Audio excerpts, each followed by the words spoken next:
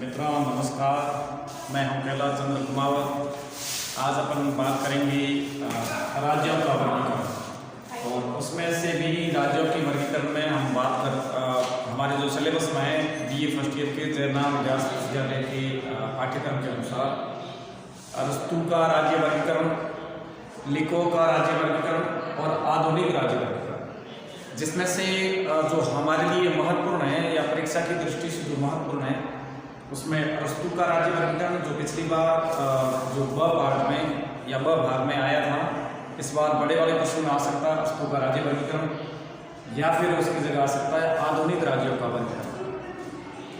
राज्यों का वर्गीकरण अरस्तु ने, लिकोक ने और आधुनिक समय में वर्गीकरण प्रभुत्व शक्ति के आधार पर किया है, अर्थात राज्य करने वाले व्यक्ति कौन है, उनका उद्देश्य क्या है, उस आधार पर किया है। तो सबसे पहले अपन अरस्तु के राज्य वर्गीकरण की बात करते हैं, जिसमें से हमें एक तरह से सारे राज्यों के संबंध में पूरी जानकारी प्राप्त हो जाएगी। फिर हमें यदि लिकोक का पढ़ेंगे तो लिकोक में भी ये चीज़ वापस समझ में आ जाएगी। और उसके बाद में वर्तमान में जितने भी राज्य हैं उन राज्यों का क्लासिफिकेशन, उन स्टेट का क्लासिफिकेशन उसमें भली प्रकार से समझाया गया है, तो वो भी हम समझेंगे। तो इस वीडियो में हम आज अरस्तु के राज्य वर्गीकरण से संबंध में बात करते हैं कि अरस्तु का राज्य वर्गीकरण या अरस्तु राज्यों का वर्गीकरण किस आधार पर करता है। अरस्तु का राज्य वर्गीकरण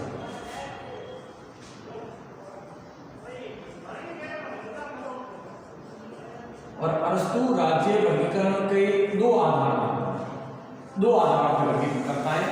पहला आधार है कि राज्य करने वाले व्यक्ति कितने हैं या राज्य या शासन का संचालन करने की प्रभुत्व शक्ति कितने व्यक्तियों के हाथ में, उस आधार पे। और दूसरा वो आधार बताता है कि राज्य में जो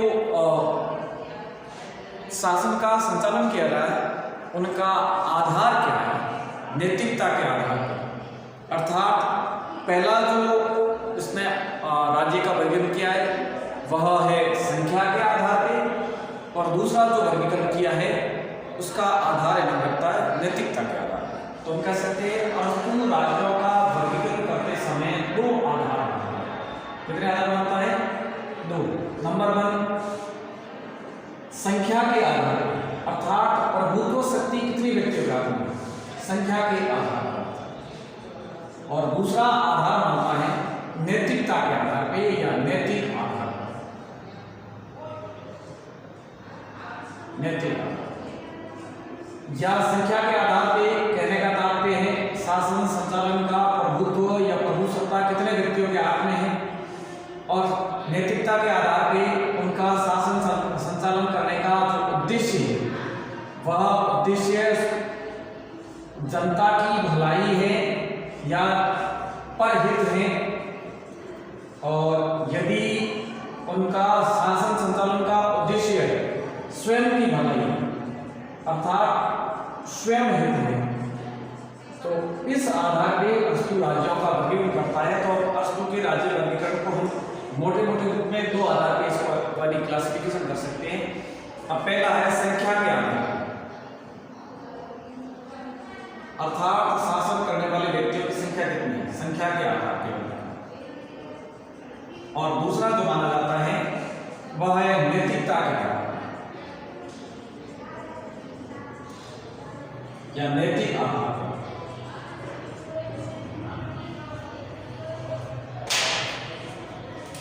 अब संख्या के आधार पर शासन की प्रभुत्व शक्ति कितने हाथ में, और नैतिकता के आधार पर उनका शासन करने का उद्देश्य स्वयं हित है या परहित है।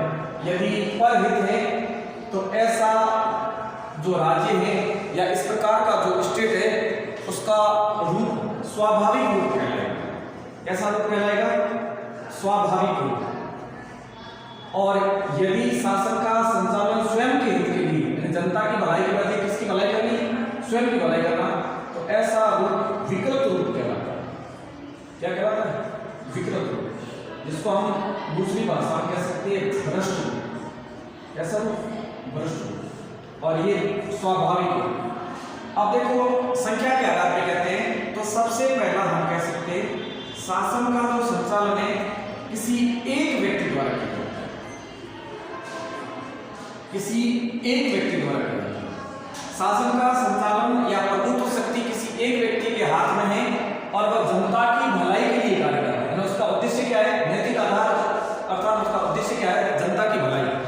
तो ऐसा शासन हम राजतंत्र में, राजतंत्र में हमेशा भलाई किसकी होती है? जनता की। और लोगों का कल्याण किया जाता है और धीरे धीरे राजतंत्र का शासन करने वाले व्यक्ति जनता की भलाई के बजाय स्वयं का हित पूरा करते हैं या स्वयं का हित करते हैं या स्वयं की भलाई करते हैं। तो ऐसा राज्य निरंकुश तंत्र कह सकते हैं या इसको हम तानाशाही भी कह सकते हैं। तानाशाही तंत्र अर्थात ये जनता की भलाई के बजाय शासन करने वाला व्यक्ति स्वयं की भलाई चाहता है या स्वयं की भलाई करता है। तो ऐसा राज्य निरंकुश तंत्र या तानाशाही तंत्र कहते हैं। अब यदि शासन करने वाले व्यक्तियों की संख्या अधिक हो, यानी 2 या 2 से अधिक व्यक्ति या व्यक्ति समूह, 2 या कुछ व्यक्तियों का समूह, कुछ व्यक्तियों का समूह, और यदि वह शासन कर रहा है और इनका उद्देश्य जनता की भलाई है, इन्हें जनता का कल्याण करना है, तो ऐसा शासन जो अरस्तु कहता है उसको वो कुलीन तंत्र कहता है। अरिस्टोक्रेसी, कुलीन तंत्र, इनका उद्देश्य होता है जनता की अधिकतम भलाई या जनता का अधिकतम कल्याण करना। और धीरे धीरे कुलीन तंत्र जनता की भलाई के बजाय अपनी भलाई करने लग जाता है। तो यह कुलीन तंत्र से परिवर्तित होकर के धनिक तंत्र हो जाता है, धनिक तंत्र हो जाता है, या इसको हम दूसरे शब्दों में इसे वर्ग तंत्र भी कह सकते हैं। अर्थात कुलीन तंत्र से परिवर्तित होकर के ये धनिक तंत्र हो जाता है या वर्ग तंत्र हो जाता है, जो अपना स्वयं का अपनी भलाई करने का कार्य करते हैं। यह अरस्तु के अनुसार राज्य का विकृत या भ्रष्ट। अब धीरे धीरे धनिक तंत्र से राज्य परिवर्तित करके या शासन की सत्ता बहुत सारे व्यक्तियों में आ जाती है, बहुसंख्यक के हाथ में आ जाता है। शासन का संचालन या प्रभुत्व शक्ति बहुसंख्यक व्यक्तियों के हाथ में आ जाती है और वह बहुसंख्यक जनता की भलाई करते हैं या सभी की भलाई करते हैं। तो ऐसा राज्य अरस्तु के अनुसार संवैधानिक तंत्र कहलाता है। संवैधानिक तंत्र कहलाता है और अरस्तु इसे पॉलिटिक होता है, पॉलिटिक। और ये धीरे धीरे जनता के कल्याण के बजाय वहां पर जो शासन सत्ता में बैठे व्यक्ति हैं या जिनके हाथ में प्रभुत्व शक्ति है, वे स्वयं की भलाई करना लग जाते हैं। तो ऐसी शासन सत्ता को या ऐसे तंत्र को हम लोकतंत्र कहते हैं। अरस्तु इसे लोकतंत्र कहता है और दूसरे शब्दों में इसे भीड़ तंत्र भी कह सकते हैं।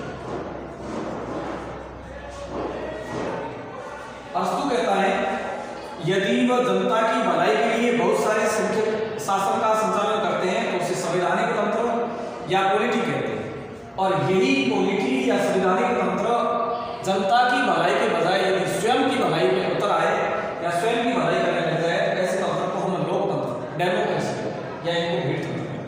कई बार कंपटीशन एग्जाम में या फिर एकेडमिक एग्जाम में पूछा जाता है अरस्तु के अनुसार लोकतंत्र को कौन से आधार पर इसे माना गया है, इसका आधार कौन सा माना गया? तो नैतिकता के आधार पर इसे विकृत माना गया या भ्रष्ट। अब बात यह है कि अरस्तु सबसे सर्वश्रेष्ठ शासन व्यवस्था किसे मानता है? तो अरस्तु के अनुसार सबसे सर्वश्रेष्ठ शासन व्यवस्था है पॉलिटी। अरस्तु ने कंपैरेटिव स्टडी के आधार पर उन्होंने 158 संविधानों का अध्ययन करने के बाद में उन्होंने एक अपना नया संविधान बनाया, अपना एक नया ग्रंथ बनाया जिसका नाम पॉलिटी रखा। और इसी के अनुसार जो शासन व्यवस्था संचालित की जाती है वो सर्वश्रेष्ठ है, जिसमें बहुसंख्यक लोगों की भागीदारी होती है और ये सभी व्यक्तियों की भलाई के लिए कार्य करते हैं। अब अरस्तु कहता है इन राज्यों का परिवर्तन कैसे होता है, ये राज्य कैसे बनते हैं? तो इस आधार पे अरस्तु बताता है कि राज्यों के वर्गीकरण का या जो बनने और बिगड़ने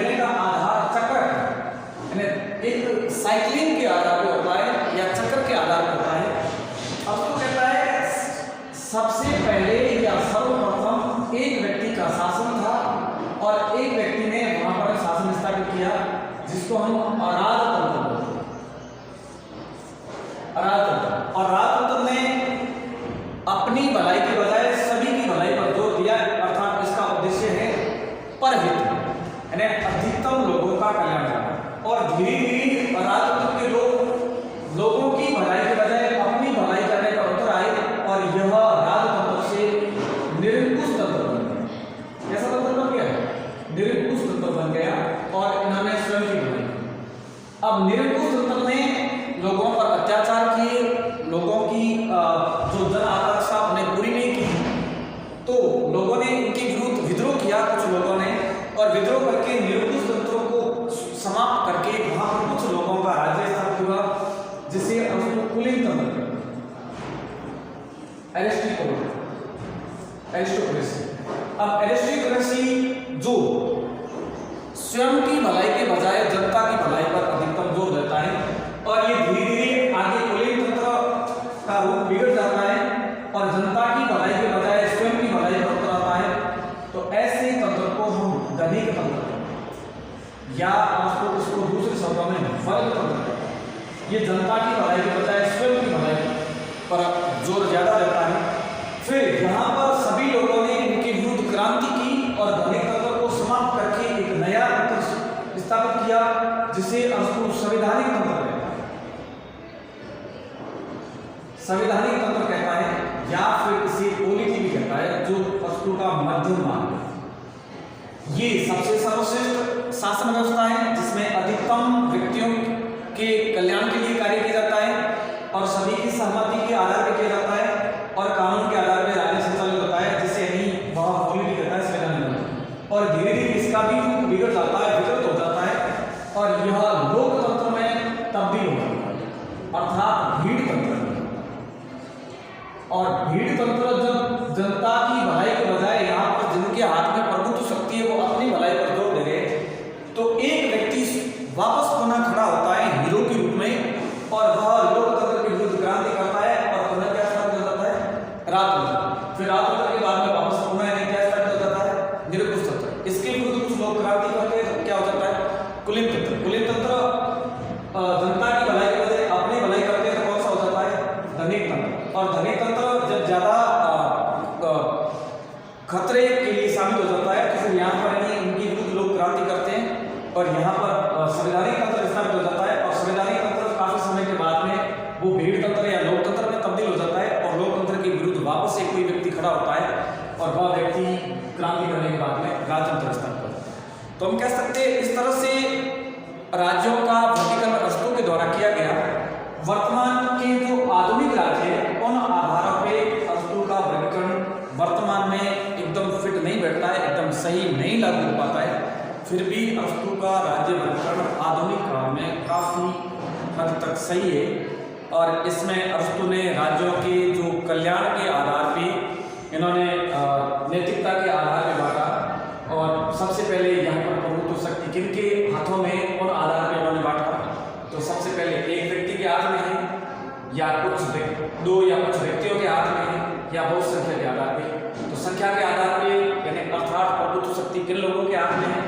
फिर नैतिकता के आधार पे उनका जनता की भलाई के लिए यदि राज्य है तो स्वाभाविक रूप माना राज्य का, यदि स्वयं की भलाई के लिए या कुछ लोगों की भलाई के लिए है तो ऐसे राज्य का रूप उन्होंने विकृत रूप या भ्रष्ट रूप माना।